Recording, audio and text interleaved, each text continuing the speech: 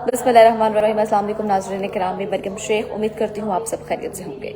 नाज़रीन किराम, उतरे हुए चेहरों और अफसरदा आंखों के दरमियान इस्तेहकाम पाकिस्तान पार्टी के क़याम का ऐलान किया गया है। इस्तेहकाम पाकिस्तान पार्टी जहांगीर तरीन ने ये पार्टी नहीं बनाई है और उन्होंने जो है वो बाज़ाब्ता तौर पर इसका ऐलान कर दिया है। जनाब, उसमें जो पीटीआई के रहनुमा थे, कारकुनान थे, उन्होंने शिरकत की है बाकायदा तौर पर और उसको ज्वाइन कर लिया है, जिसमें अली जैदी, आमिर महमूद कयानी और फिरदौस आशिक अवान जैसे नाम जो है वो सामने आ रहे हैं। उतरे हुए चेहरे, अफसरदा आंखें और हाथ से बार बार चेहरा छुपाने की कोशिश, ये यकीनन किसी खुशी के मौके पर की जाने वाली हरकत नहीं लगती, लेकिन ये सब कुछ लाहौर के एक होटल में इस्तेहकाम पाकिस्तान पार्टी के लॉन्च पर मुनक्किदा तकरीब में देखने को मिला है।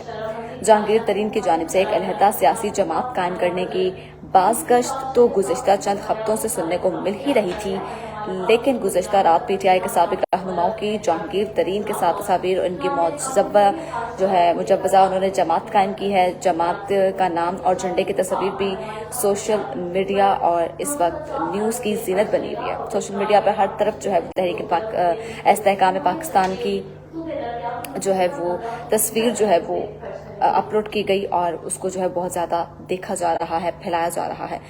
जुमेरात के रोज सहाफ़ियों को एक बाकायदा दावतनामा भेजा गया, जिसके जरिए इन्हें लाहौर के एक होटल में जो है जमात के बाज़ाब्ता ऐलान के लिए प्रेस कॉन्फ्रेंस पे लिए मदऊ किया गया था।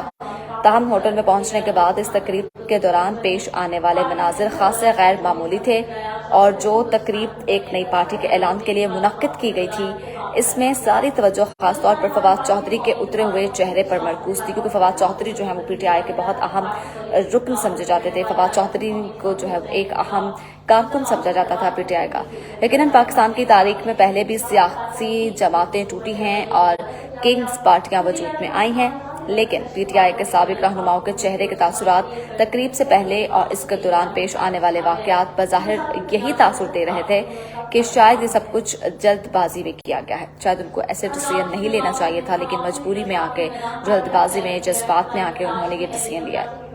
होटल के क्रिस्टल हॉल में पहुंचे तो वहां तीनों अतराफ कुर्सियां मौजूद थीं, ये सहाफियों की जानिब से कहा जा रहा है, और पहले से ही कुछ लोग विराजमान थे जो अनजान मालूम हो रहे थे।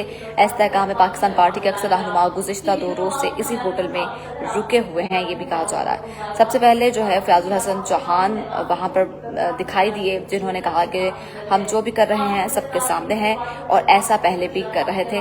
फिरदौस आशिक अवान से गुफ्तगू हुई तो उन्होंने कहा कि सियासत तो करनी है, कोई ना कोई प्लेटफॉर्म तो बनाना था, हम चाहते हैं कि सियासी और मुआशरी इस्तेहकाम हो। इतने में आहिस्ता आहिस्ता सब अपने कमरों से हॉल में आना शुरू हो गए, हॉल की जानिब आना शुरू हो गए।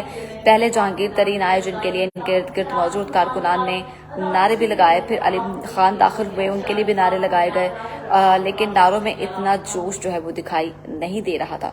जबकि टोलियों की शक्ल में हॉल में दाखिल होने वाले पहले सबके दिलों में यही ख्याल आया कि सब कुछ ये सब जो है वो एक साथ हॉल में दाखिल क्यों नहीं हो रहे। जबकि अलीम खान से ये सवाल पूछा गया कि इतने सस्पेंस जो है वो क्यों फैलाया जा रहा है, इतना सस्पेंस क्यों फैलाया जा रहा है, जिस पर उन्होंने कहा कि ऐसी कोई बात नहीं, सब लोग जो हैं कुछ देर में आ जाएंगे और इसी तरह से आहिस्ता आहिस्ता सब इकट्ठा होना शुरू हो जाएंगे और बाकायदा तौर पर पार्टी का ऐलान कर दिया जाएगा। जनाब, 10 जून यानी कि हफ्ते वाले दिन इस पार्टी का जो है वो कॉन्फ्रेंस रखी गई है लाहौर में।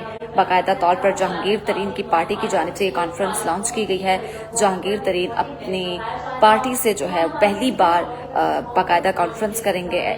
जो कहा जा रहा है कि जहांगीर तरीन जो है इस्तेहकाम पाकिस्तान का रख चुके हैं, की बुनियाद रख चुके हैं, और वो जो है वो लाहौर में इससे पहली प्रेस ब्रीफिंग जो है वो करने जा रहे हैं 10 जून को। ये बात उनकी जानिब से सामने आई है कि इस्तेहकाम पाकिस्तान की पार्टी की जानिब से फर्स्ट प्रेस कॉन्फ्रेंस हो रही है, तो जिसकी पार्टी के जो है वो झंडा और नाम जो है वो इस वक्त खबरों की जीनत बना पड़ा है।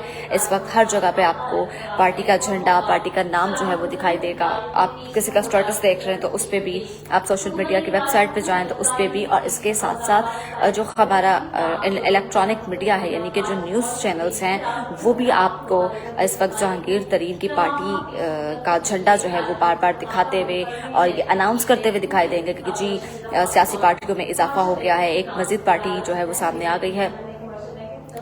जबकि जो آپ کو یہ بھی بتاتے چلیں کہ کسی کو نہیں پتا کہ فواد چودھری کب اور کہاں سے جو ہے اس وقت ہال میں داخل ہوئے اور اپنے مقرر کردہ نشست پر بیٹھنے کے بجائے دیگر عام مہمانوں کے لیے لگائی گئی نشستوں سے تیسری قطار میں جا کر بیٹھ گئے. سب صحافی ایک دوسرے سے یہی پوچھتے دکھائی دیے کہ فواد چودھری کہاں ہیں, فواد چودھری کہاں ہیں. تو ان کے پاس جب گئے, ان کو وہ نظر آئے تو ان کے پاس جب گئے, انہوں نے پکچرز بنائی, بات چیت کی.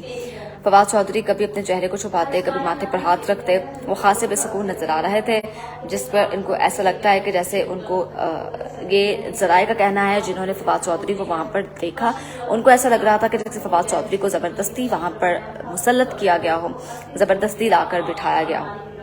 جبکہ مراد راز بھی ایک کونے میں جا کر بیٹھ گئے. وہ بھی اس دوران جو ہے وہ خاصے خاموش تھے. علی زیدی بھی جو اس پریس کانفرنس میں نظر آئے, جب جہانگیر ترین کی تقریر شروع ہوئی تو ان کا بھی چہرہ جو ہے وہ اترا ہوا تھا, خاصا کوئی بھی خوشگوار جو ہے وہ دکھائی نہیں دے رہا تھا.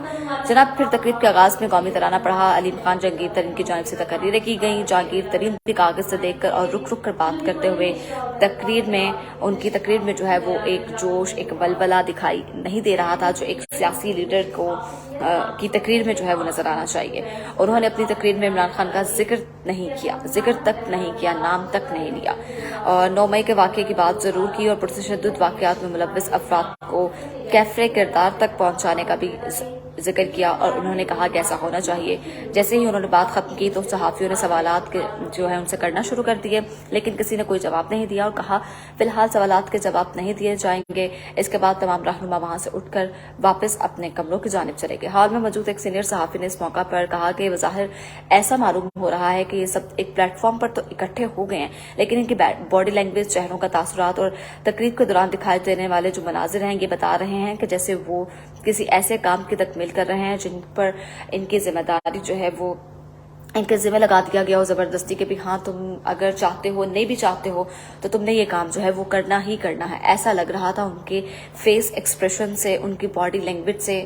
ان کو دیکھ کے جو ہے وہ بالکل بھی ریئلائز نہیں ہو رہا تھا, یہ نہیں کہا جا سکتا تھا کہ وہ اپنی خوشی سے جو ہے وہ اس پارٹی میں شامل ہوئے ہیں یا اس تقریب میں موجود ہیں.